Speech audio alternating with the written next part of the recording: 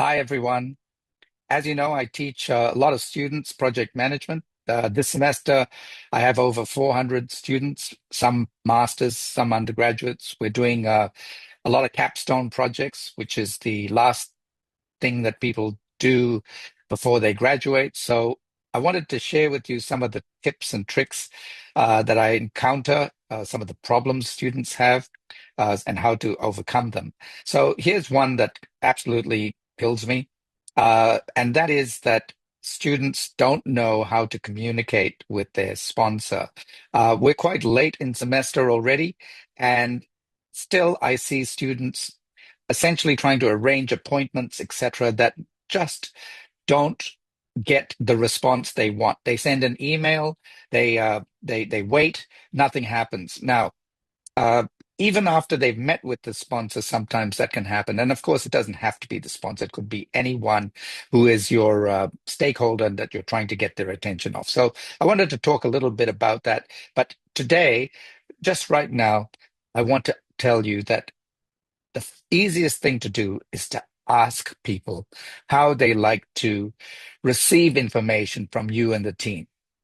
So if you're running a project, ask. Now, in Australia, many people sit at a desk and they expect to get emails, yes, but when it's an appointment, they expect to get what's called a calendar invite. Now, many of you might know this already, but here's the thing. Many students just send an email for say, can we meet Wednesday, particular time? Yeah. So they say, can we meet at Wednesday at a particular time? Now, that's great, but it doesn't go into the recipient's calendar. So you got to know how people work. You got to ask them how they like to work, how they like to communicate. And if it's a calendar invite they're looking for, then I'll just quickly show you a screen that is my calendar.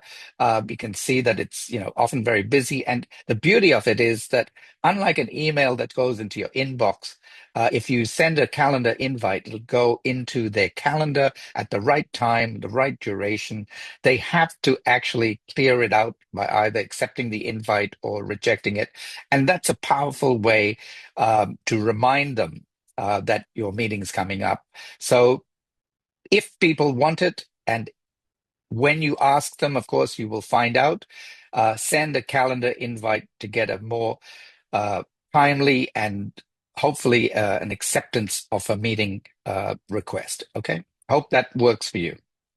So hopefully you can see my calendar in blurred out mode. You can see I obviously use the calendar a lot. It helps me kind of move things around, knows when I have clashes. And if you send a calendar invite, it'll go to the right time and day and be there in some kind of marking to indicate that I haven't accepted it yet.